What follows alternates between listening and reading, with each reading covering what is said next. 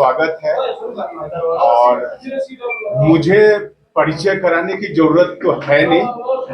कश्मीर के वरिष्ठ नेता, कांग्रेस पार्टी के राष्ट्रीय प्रवक्ता, हमारे बड़े भाई सलमान सूद साहब आज खास मुद्दे पे आप लोगों को प्रेस को संबोधित करेंगे। और साथ ही साथ आप लोगों को एक बात बताना चाहूंगा कि मैं, अमरीश रंजन पांडे और हमारे साथ हाफिज अब्बास साहब, हम दोनों आप लोगों के साथ हर रोज रूबरू होंगे मीडिया के तमाम मुद्दों पे। तो हम दोनों से आप लोगों की मुलाकात होती रहेगी। कल भी हमारी यहाँ पे कांग्रेस के बड़े नेता आ रहे हैं प्रेस कॉन्फ्रेंस करने के लिए। आने वाले समय में हर रोज दिल्ली से और यहाँ के लोकल लीडरशिप आपको संबोधित करें। खैर, समय ना लेते हुए मैं सलमान साहब से रिक्वेस्ट करूंगा, गुजारिश करूंगा कि वो आपको संबोधित करें। शुक्रिया अमरीश। तो मैं ज़्यादा कुछ बोलूँगा नहीं, लेकिन क्योंकि मैं आपके सवाल सुनना चाहता हूँ और आपसे मैं जम्मू कश्मीर के हालात सुनना चाहता हूँ। लेकिन इतना तो कहना पड़ेगा कि अब देर नहीं, जम्मू कश्मीर के लोगों की अपनी हुकूमत आने वाली है। और जो मुझे लग रहा है, जम्मू कश्मीर में अगली बार नेशनल कॉन्फ्रेंस और कांग्रेस की इंडिया अलायंस की सरकार बनने वाली है। वो लोगों की सरकार होगी, जो लोगों के इश्यूज हैं उनको आगे ले जाएगी। Prime minister Modi, home minister Amit Shah, BJP, इन लोगों ने जम्मू कश्मीर के लोगों को बहुत तंग किया है। इनके दिलों पे बहुत बड़े जख्म इन्होंने ढाए। इनकी वजह से हमारा स्टेट नहीं रहा। इन्होंने हमारी इज्जत को कम किया। इन्होंने हमारे नौजवानों का बुरा हाल कर दिया है। आपको पता है कि नहीं कि जम्मू कश्मीर की यूथ अनएम्प्लॉयमेंट इस वक्त हिंदुस्तान में दूसरे नंबर पर है। जम्मू कश्मीर की जो औरतें हैं उनकी अनएम्प्लॉयमेंट पूरे इंडिया में हाईएस्ट। जम्मू कश्मीर के जो रिसोर्सेज हैं वो जम्मू कश्मीर के लोगों के लिए नहीं है। जो गवर्नमेंट के कॉन्ट्रैक्ट हैं वो बाहर के लोगों को ज्यादा मिल रहे हैं, इसमें कोई छुपी बात तो है नहीं। यहां तक कि इस जम्मू कश्मीर की रेत पे भी हमारा हक नहीं है। ये हाल इन्होंने बनाया है जम्मू कश्मीर का। मैंने ये सुना, आप पता नहीं आप कह सकते हैं ये सच है या झूठ है, कि लेफ्टिनेंट गवर्नर, एक अनइलेक्टेड आदमी जो उत्तर प्रदेश में शायद सियासत करना चाहते थे, वहां से उनको निकाला शायद, वो कहते हैं कि यहाँ पे भाई सर्विसेज वगैरह जो फ्री सिस्टम था वो हम बंद कर रहे हैं, यहाँ पे आपको फी देनी पड़ेगी। जम्मू कश्मीर के लोगों का जहाँ पे बेरोजगारी का इतना बुरा हाल है, वो फी मांगने जा रहे हैं। मैं कहता हूं उनको नौकरी दो और फीस लो, नौकरी दो फीस लो। 2019 से अब तक इन्होंने 65,000 गवर्नमेंट पोस्ट वेकेंट रखे। 65,000। एक छोटे से स्टेट के लिए, मैं इसको यूनियन टेरिटरी नहीं मानता, मेरे लिए स्टेट हमेशा था, है और रहेगा। 65,000 सरकारी नौकरियां। हमारे जो नौजवान लोग हैं वो कहा, वो एज उनकी बढ़ती जा रही है, वो ओवर एज होते जा रहे हैं और ये ऐसे काम में लगे हुए हैं। हम फीस बढ़ाएंगे, फीस ले लेंगे। भाई आप कौन होते हैं? आपकी हुकूमत खत्म होने वाली है यहाँ पे। और उनके जो बॉस हैं, जो उनके रिमोट कंट्रोल पे जिनके रिमोट कंट्रोल पे हमारे लेफ्टिनेंट गवर्नर नाचते हैं, होम मिनिस्टर अमित शाह जम्मू जाते हैं, जम्मू के लोगों को कहते हैं कि इस बार हुकूमत जम्मू के लोग बनाएंगे। जैसे भी कि वादी के लोग उनके लिए कुछ मायने नहीं रखते। वो इसलिए कहते हैं क्योंकि उनको लगता है कि हम डिवीजन से, भाई को भाई से अलग करके, जम्मू का वोट कंसोलिडेट करके, कश्मीर में प्रॉक्सीज को खड़ा करके, फ्रैगमेंटेशन करके हम जीतेंगे। लेकिन मैं उनको कहना चाहता हूं, 2019 के बाद जितने जम्मू और कश्मीर के लोग साथ हो गए, क्योंकि जो इनसिक्योरिटी लोगों की जमीन के मुतालिक है, जो इनसिक्योरिटी लोगों की सरकारी मुलाजमत के मुतल्लिक है, ये जम्मू में भी है, कश्मीर में भी है। स्टेटहुड जम्मू के लिए भी है और कश्मीर के लिए भी है।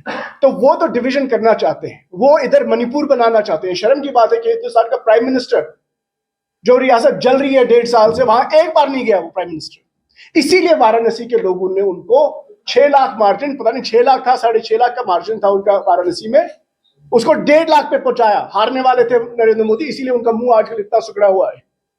इसीलिए मैं अपने JNK के भाई और बहनों को कहता हूं, डरो मत, डरो मत। राहुल जी का नारा है ना, राहुल गांधी जी ने जब भारत जोड़ो यात्रा निकाली और देश को जोड़ने का, मुल्क को जोड़ने का जो काम किया, उसकी वजह से अब आप देख रहे हैं कि बीजेपी हर जगह बैकफुट पे आ रही है। उनके जो ये हथकंडे हैं, हम जम्मू को कश्मीर से अलग करके जम्मू में बड़ी सीटें बटोरेंगे, फिर जम्मू कश्मीर में हम प्रॉक्सी पे प्रॉक्सी को खड़ा कर देंगे, इंडिपेंडेंस को खड़ा कर देंगे, छोटी छोटी पार्टियों को खड़ा कर देंगे, उससे वोट कटेगा और नेशनल कॉन्फ्रेंस और कांग्रेस की अलायंस को नुकसान होगा और हम हुकूमत बनाएंगे, पैसे खर्चे करेंगे, जैसे करते ना पैसा खर्चा, हर जगह पैसा खर्चा करते, उनको लगता है हुकूमत बनाएंगे। लेकिन जम्मू और कश्मीर कोई भी एरिया हो, लोग इस वक्त वेट कर रहे हैं कि कब इलेक्शन आएगा और उनका वोट उनके हक के लिए होगा। सिर्फ उनका हक नहीं मिलेगा। देखिए, राहुल गांधी जी ने कहा है स्टेटहुड के बारे में, चाहे बीजेपी कुछ भी कर ले, यहां का स्टेटहुड तो मिलेगा, चाहे कुछ भी हो जाए। और आपने देखा होगा, जब भी राहुल जी कुछ कहते हैं, अब बीजेपी को मानना पड़ता है हर कोई चीज, क्योंकि अब राहुल जी की जो आवाज है वो लोगों से जुड़ चुकी है। अब इसमें कुछ हो नहीं सकता, फिनिश्ड, बीजेपी इसमें कुछ कर नहीं सकती। लेकिन साथ ही में हमारी कमिटमेंट रहेगी कि हम लोगों की जो जहन में परेशानी है जमीन के बारे में, आपको लगता है मैं कश्मीर में बैठा हूं, कश्मीर के लोगों को परेशानी है, आप देखिए जम्मू के लोगों को कितनी परेशानी है अपनी जमीन की, उनको कितनी परेशानी है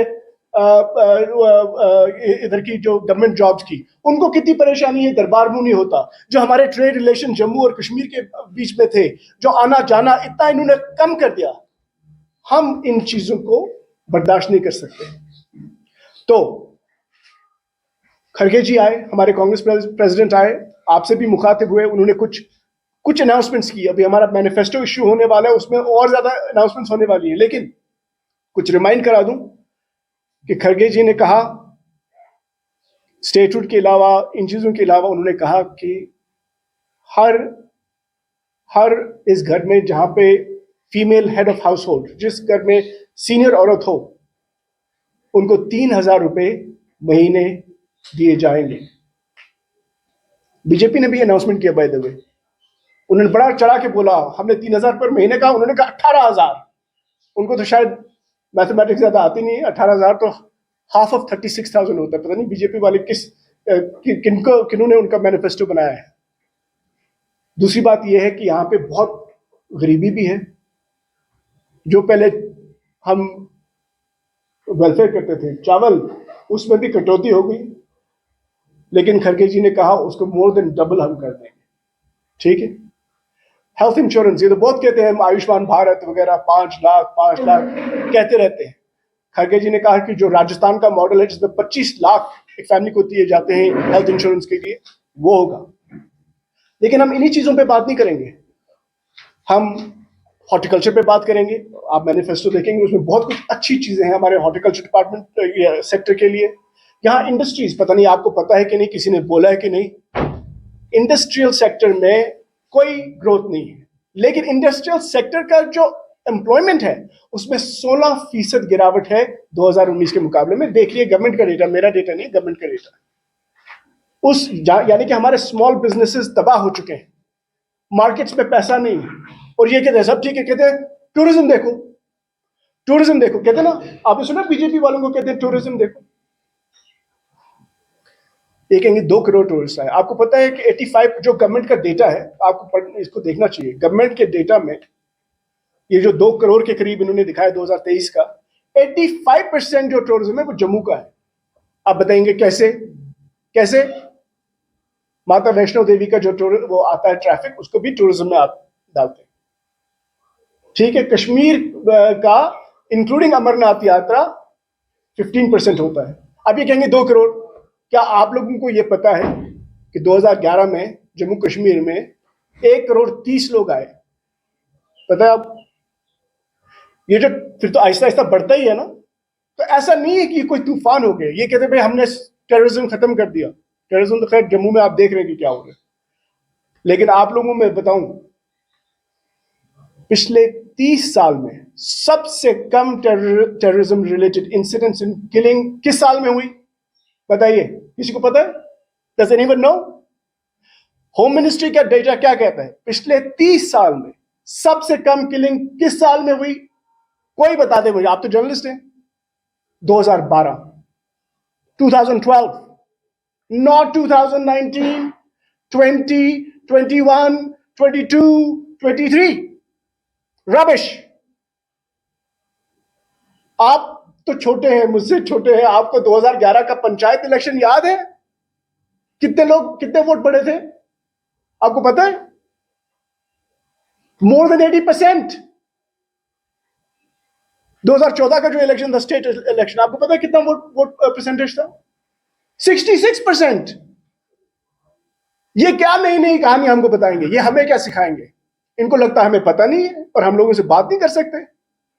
इनकी जो चालाकियां हैं, खासकर जो अपने आप को चाणक्य बोलते हैं, कश्मीरियों को डिवाइड करो, जम्मू वालों को बोलते हैं हम हुकूमत बनाएंगे, भाइयों को भाइयों से ये इनकी सियासत अलग करना, और इसीलिए मणिपुर चल रहा है, ये जम्मू कश्मीर को भी चलाना चाहते हैं। लेकिन यहाँ के लोग ऐसा नहीं होने देंगे, क्योंकि इस बार सब लोग साथ हैं। अब इलेक्शन का वेट कर रहे हैं और मुझे पूरा यकीन है कि यहाँ पे इंडिया अलायंस की सरकार बनने वाली है।